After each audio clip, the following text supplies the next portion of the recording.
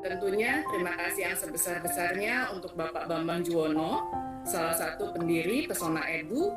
Melek teknologi saat ini adalah keniscayaan bagi lulusan pendidikan, lulusan jurusan pendidikan. Semoga informasi yang didapatkan hari ini dapat memperluas wawasan kita dan memotivasi adik-adik mahasiswa untuk meningkatkan kemampuan di bidang teknologi. Kenapa buku digital interaktif?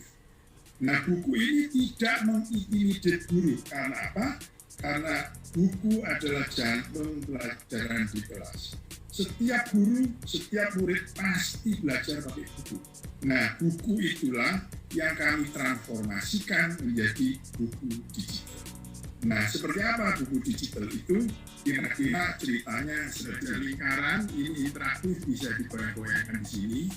Nah, jadi anak harus mengeksplor sebelum memulai dijelaskan apa itu lingkaran.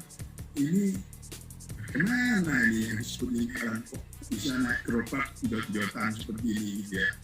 Nah, loh, ini sudah bulat tapi kok masih jot-jotan juga. Nah, ini maka anak ini asnya, porosnya belum kita lihat. Jadi kalau ini dijalankan yang kelihatan. Nah, dari hari ke hari, jadi ini bumi yang dilihat dari arah matahari.